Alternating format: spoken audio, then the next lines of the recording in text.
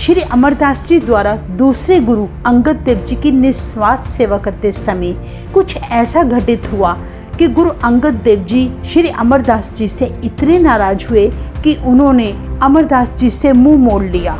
आखिर ऐसा क्यों हुआ और फिर कैसे अमरदास जी ने अपने गुरु जी को मनाया? सो दिल को छू लेने वाली इस अनमोल साखी को आप सब अंत तक जरूर देखें।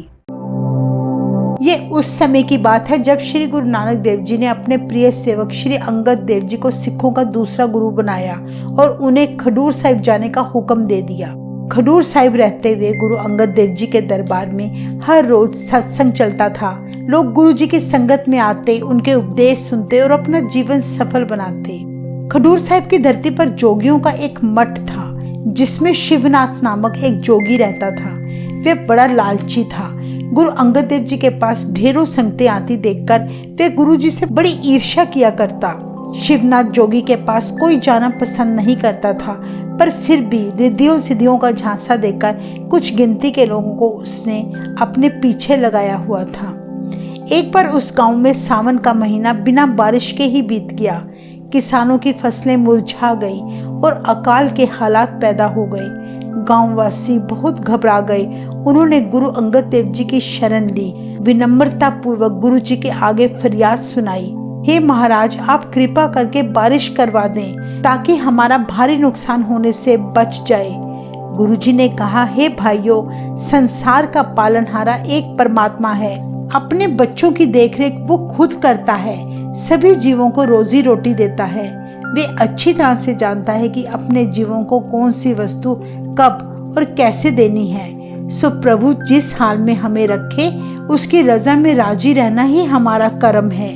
उस प्रभु के आगे केवल रहम की अरदास ही की जा सकती है, जैसे हम सब मिलकर हर रोज सरबत के भले की अरदास किया करते हैं। वहाँ पर उपस्थित संगतें अंदर से समझती थी कि सदगुरु जी के कहे अमृत वचन बिल्कुल सत्य हैं, पर उनके सामने तो उनकी जरूरतें थी। उनकी तसल्ली इसी में थी कि गुरु जी किसी भी तरह बारिश करवा दें। सो सदगुरु जी के समझाने पर भी उनके हृदय शांत न हुए।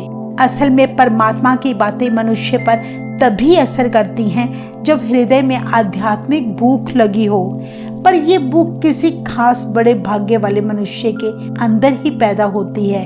ज्यादातर संसार के लोग केवल अपनी जरूरतों की पूर्ति के लिए ही पाठ पूजा करते हैं। उनके लिए प्रभु उतनी देर तक ही शक्तिमान है जितनी देर तक उनकी इच्छाएं पूरी होती रहे। ऐसे लोगों की जब अपने गुरु द्वारा अपनी इच्छाओं की पूर्ति ना हो पाती तो वे दूसरे गुरु की शरण में चले जाते। कहते हैं कि गांव वाले तब शिवनाथ जोगी के पास अपनी जरूरत पूर्ति के लिए जा पहुंचे। शिवनाथ जो पहले से ही गुरु जी से बड़ी ईर्ष्या करता था, उसे बढ़िया मौका मिला। वे लोगों से बोला, मैं वर्षा तो करवा सकता हूँ, पर मेरी एक शर्त है। अगर तुम्हारा गृहस्थी साधु अंगद देव जो गुरु बना बैठा है यहाँ से कहीं और चला जाए तो बारिश होने की पूरी संभावना है। फिर वह बोला कि इंद्र देवता इस गृहस्थी साधु से बहुत नाराज है। सो इंद्र देवता को खुश करने का एक यही तरीका है।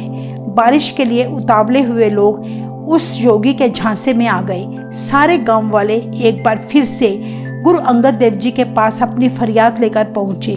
गुरु जी ने उन्हें फिर से समझाया, पर कुछ लोग बीच में ही बोल उठे, अगर गुरु जी आप बारिश करवाने में असमर्थ हैं तो हम किसी और का आसरा ले लेते हैं। गुरु अंगद देव जी ने कहा, बारिश का होना परमेश्वर के हाथ में है, आपको केवल उस प्रभु का आसरा ही लेना चाहिए। उन्हें गुरु जी की बात का कोई असर न पड़ा।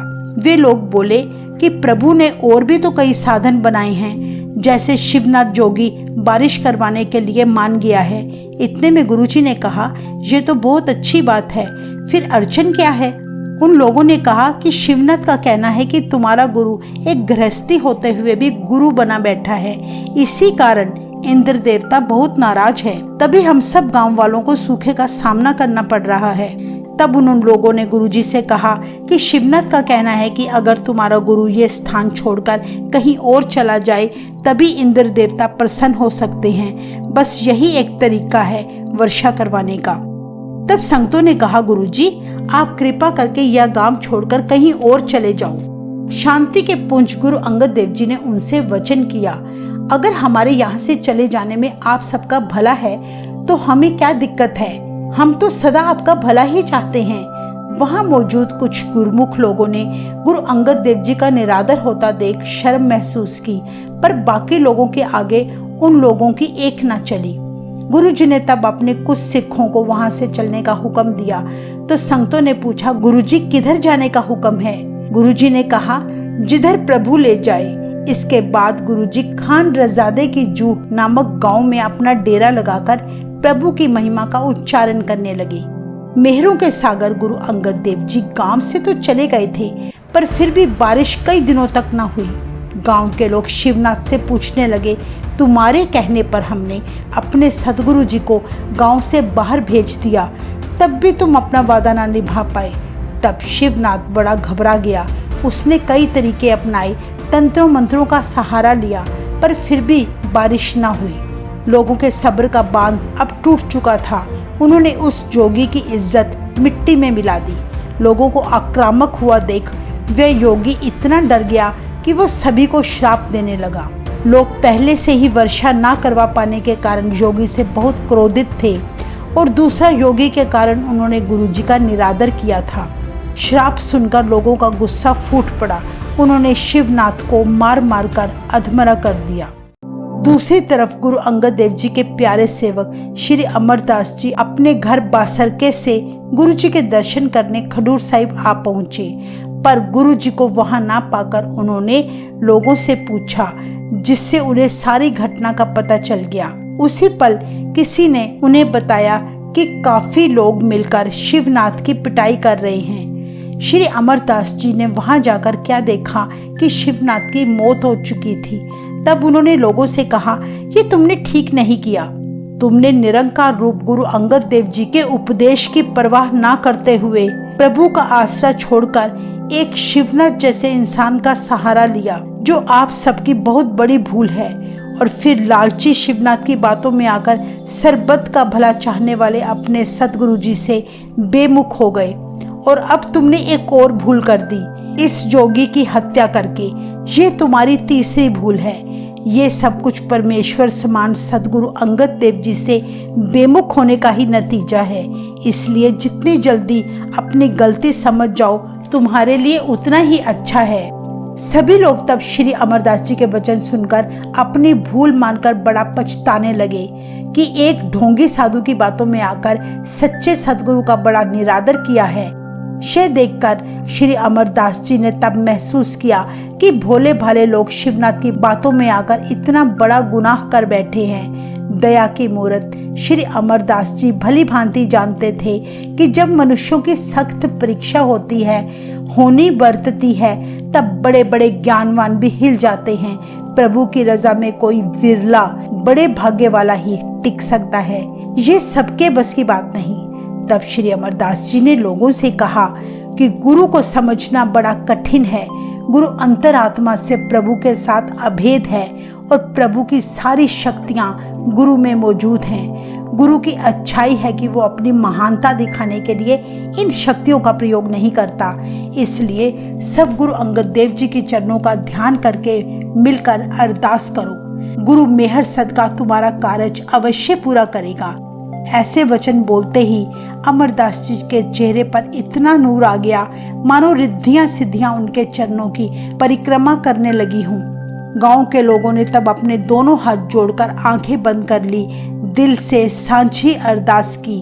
श्री अमरदास जी ऊंची धुन में धन गुरु अंगद देव जी, धन गुरु अंगद देव जी बोलने लगे और उनके पीछे सारे गांव वाले।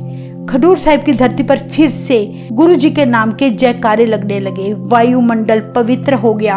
प्रभु की ऐसी मेहर हुई कि उसी पल आकाश बादलों से ढक गया और देखते ही देखते बारिश होने लगी। यह देखकर सभी बहुत खुश हुए। उन्होंने श्री अमरदास जी का शुक्रिया अदा किया।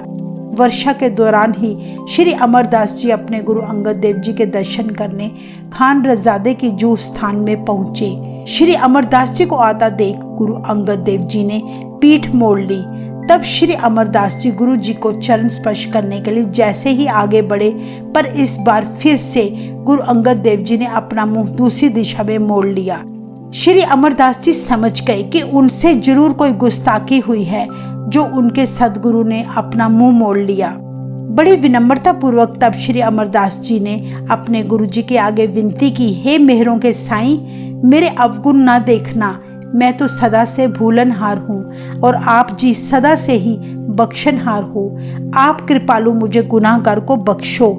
इतना सुनकर अंतर्यामी गुरु अंगद देव जी ने कहा, अमरदास जी, आप तो खडूर साहिब में जो करके आए हो वे अच्छा नहीं किया। आपने अहंकार में आकर शक्ति दिखाई है, ये सिक्खी सिद्धांत नहीं है। आपने लोगों के कहने में आकर प्रभु से वर्षा करने की अरदास की। गुरुजी ने कहा, भाई अमरदास, आपने प्रभु की रजा में राजी रहने की बजाय अपनी मर्जी की है। ये प्रभु की प्रसन्नता प्राप्ति का कर्म नहीं है, ये तो दोष है जो प्रभु को कभी नहीं भाता। तब गुरु अंगद देव जी ने एक शब्द का उच्चारण किया, अपना पाना तुम करहो ता फिर सह खुशी न आवे, जिसका भाव है अगर तुम अपनी मर्जी करते रहोगे तो प्रभुपति की खुशी तुम्हें नहीं मिलेगी। गुरुजी के मुख से ऐसे वचन सुनकर श्री अमरदास जी उनके चरणों में गिर पड़े और विनती की, हे पातशाह, उन लोगों के द्वारा आपका अनादर होता देख मुझ सेवक से सहन ना हो सका। शक्तियों का भंडार आप जी के नाम में है, मुझ गुनाहगार के पास इतनी शक्ति कहाँ। ये जो वर्षा हुई है, यह चमत्कार तो गुरुजी केवल आपके नाम की बरकत के कारण हुआ है। अरदास करते समय जैसे ही सभी गांव वालों ने आपके नाम का उच्चारण किया, आपके नाम के जयकारे लगाए, उसी पल वर्षा होने लगी। श्री अमरदास जी ने हाथ जोड़कर विनती की, हे गुरुदेव जी, आप अपने सेवक पर मेहर करो, रजा में रहने की बख्शिश करो कि मैं सदा प्रभु की रजा में राजी रहूं। तब गुरुजी ने उन्हें क्षमा कर दिया। गुरु अंगद देव जी जो भविष्य जानते थे कि उनके बाद अगली गुरुगद्दी श्री अमरदास जी को मिलने वाली है, इसलिए उन्होंने बड़े प्यार से अमरदास जी को समझाया कि भविष्य में ऐसे कई पल आ सकते हैं जब आपको प्रभु की रजा में रहकर ही फैसले लेने होंगे, ना कि भावनाओं में बहकर। तब गुरुजी ने गुरु नानक देव जी की लिखी बानी उच्चारण की, जो तुद पावे साई पलिकार, तू सदा सलामत निरंकार, जिसका अर्थ है, हे प्रभु, जो तुझे पाता है वही भला है, तू सदा से स्थिर है, जुगों जुगों तक रहने वाला है। कहते हैं तब गांववासी इकट्ठे होकर गुरु अंगद देव जी के पास आ पहुंचे। गुरु जी के चरणों में झुककर उन्होंने अपनी भूल की क्षमा मांगी।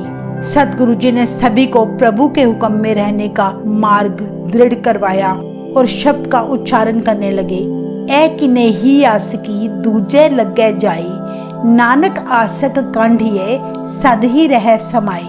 गुरु अंगद देव जी फरमाते हैं, अगर कोई जीव अपने प्रेमी के अलावा किसी और में भी अपना चित्त जोड़ ले तो उसके इश्क को सच्चा इश्क नहीं कहा जा सकता। गुरुजी ने फरमाया कि वही मनुष्य प्रभु का सच्चा आशिक है जो हर समय अपने ही प्रभु प्रीतम की याद में जुड़ा रहे। इस तरह गुरुजी ने संगतों से कहा कि हर जीव को अपने गुरु पर भरोसा रखना चाहिए। ऐसा नहीं कि अपने गुरु से विमुख होकर दूसरों से उम्मीद रखे। सारे संगतों ने तब गुरुजी के आगे खडूर साहिब चलने की विनती की। दीनदयाल गुरुजी ने उन्हें क्षमा कर दिया और उनकी विनती परवान कर ली, पर साथ ही एक वचन किया कि शिवनाथ जोगी के नाम से लंगर लगाओ, गरीब दुखियों को भोजन कराओ और उस जोगी की आत्मा की शांति के लिए अरदास करो। फिर गुरुजी श्री अमरदास जी और संगतों के साथ वापस खडूर साहिब आ गए। वाहिगुरु जी का खालसा, वाहिगुरु जी की फतेह।